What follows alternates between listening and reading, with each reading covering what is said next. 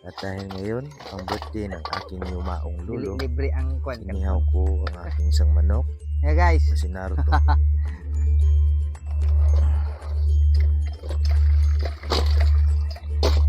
Ito guys. Naruto. Halika. Ito pala Time ang for alaga you. kong manok, si Naruto. Tumitimbang na siya ng 3 kilo. Sinabihan ko ang aking tita, tulungan ako sa pag-ihaw sa aking manok dahil sa wala akong kasama. Ngurungur kami.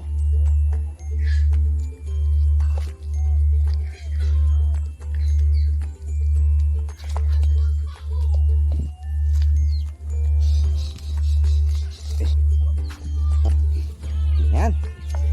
Okay, makinis na guys.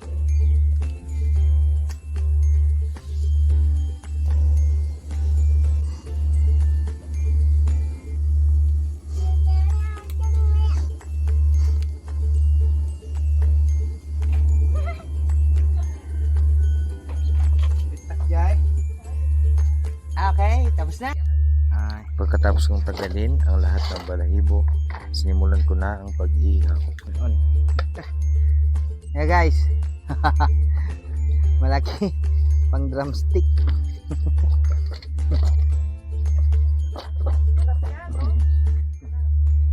Sarap to. Habang ako'y nag-iihaw, masaya kaming nagpipintukan ng aking Ayo, tita na another. kasama ko kanina na nagkatay sa Hindi pa lang may sakilon. May sakilon.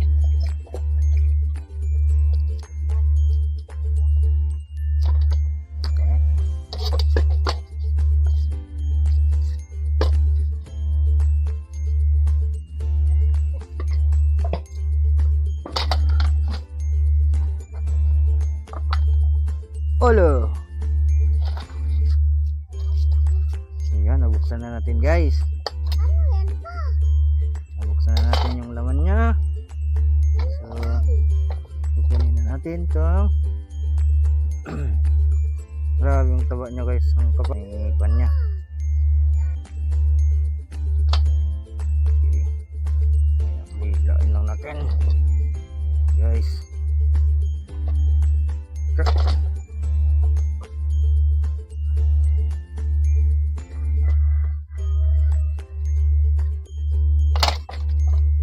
Ayan. Okay. Kuha na natin guys. Ito yung laman loob niya. Oh, Batikuleng. Batikuleng sa Ilocano. Ba niya. Open. Then gamot daw to sa mga kwan may sakit sa asma. Ginasugban nila ito tapos pagkain sa may asma. At ayan na nga, tapos na tayo nag-ihaw. Oras na para tadtarin ang karne ng manok.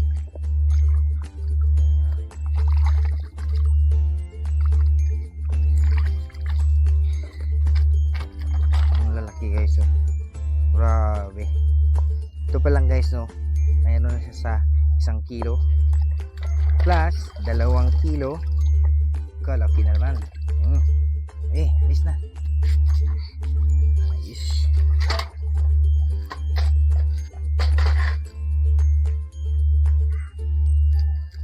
At ayan na nga, sisimulan na natin tatadtadin at ang klase ng hiwa nito ay kulang na lang ang kalalabasan ay giniling. Charan! Okay.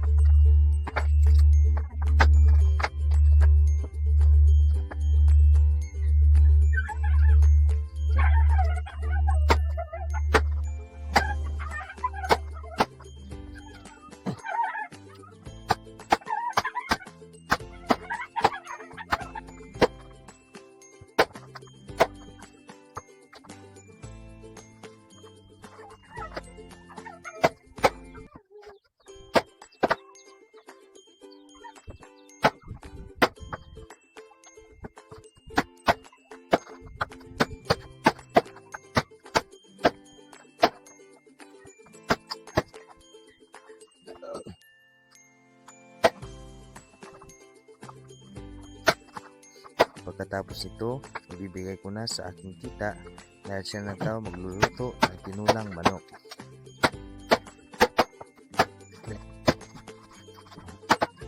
Hanggang sa muli, maraming salamat sa panonood.